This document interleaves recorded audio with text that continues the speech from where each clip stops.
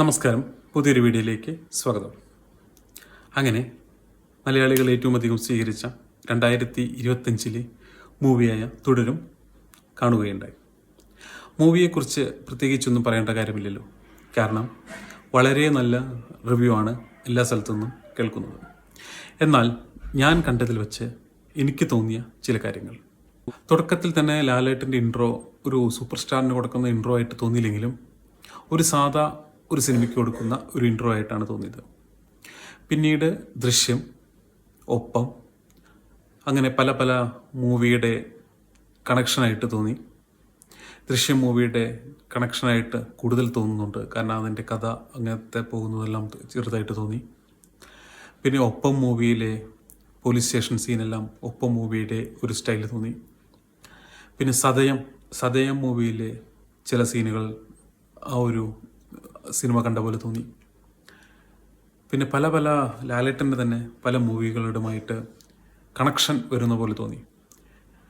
പ്രത്യേകിച്ച് പറയുകയാണെങ്കിൽ ലാലേട്ടൻ്റെ അഭിനയം ഒന്നും പറയാനില്ല. അത്ര മനോഹരമായിട്ട് ഈ ഒരു പ്രായത്തിലും അത്ര മനോഹരമായിട്ട് അഭിനയിക്കുക എന്ന് പറഞ്ഞാൽ ഹീസ് എ കംപ്ലീറ്റ് ആക്ടർ, വേറെ ഒന്നും പറയാനില്ല. പിന്നെ അതിൽ വില്ലനായിട്ട് അഭിനയിച്ച പ്രകാശ് വർമ്മ, ജോർജ് സാറായിട്ട് സ്വയം ജോർജ് സാർ എന്ന് പറഞ്ഞ് അഭിനയിക്കുന്ന പ്രകാശ് വർമ്മയുടെ അഭിനയം അസാമാന്യ അഭിനയം.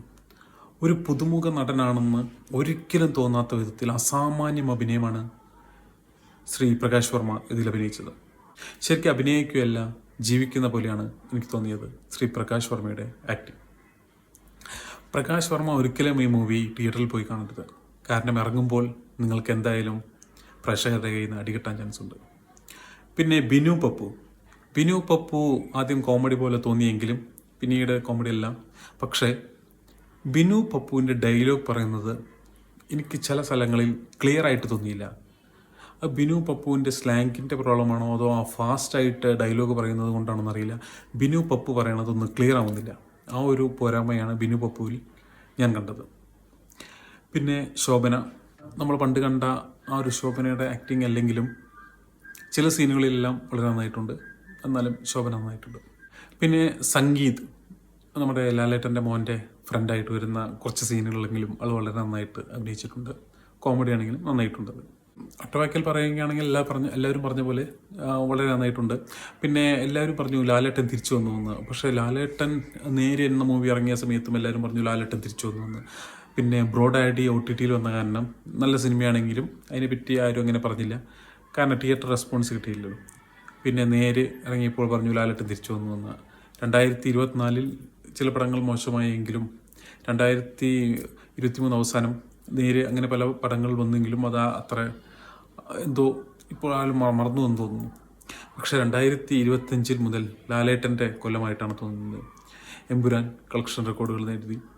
പിന്നെ അടുത്ത മാസം ഇറങ്ങിയ ഈ തുടരും വളരെ നല്ല റെക്കോർഡുകൾ നേടിക്കൊണ്ടിരിക്കുന്നു. ഇത് ലാലേട്ടൻ്റെ വർഷമാകട്ടെ. നല്ല മൂവി, എല്ലാവരും ഫാമിലി ആയിട്ട് തിയേറ്ററിൽ പോയി കാണുക. ഞാൻ തിയേറ്ററിൽ പോയ സമയത്ത് ഹൗസ്ഫുള്ളായിരുന്നു. അതുപോലെ തന്നെ വയസ്സായ ആൾക്കാരെയൊക്കെ കൊണ്ട് അവർ സിനിമയ്ക്ക് വന്നിട്ടായിരുന്നു. കരയാത്ത ആൾക്കാരും പോലും സിനിമ കണ്ടിട്ട് കരയുകയും കൈയടിക്കാത്ത ആൾക്കാർ, പൊതുവേ ലാലേട്ടൻ മൂവിയിൽ കൈയടിക്കാത്ത ആൾക്കാർ വരെ കൈയടിക്കുന്നതായിട്ട് ഞാൻ ശ്രദ്ധയിൽപ്പെട്ടു. എന്തായാലും നല്ല മൂവിയാണ്.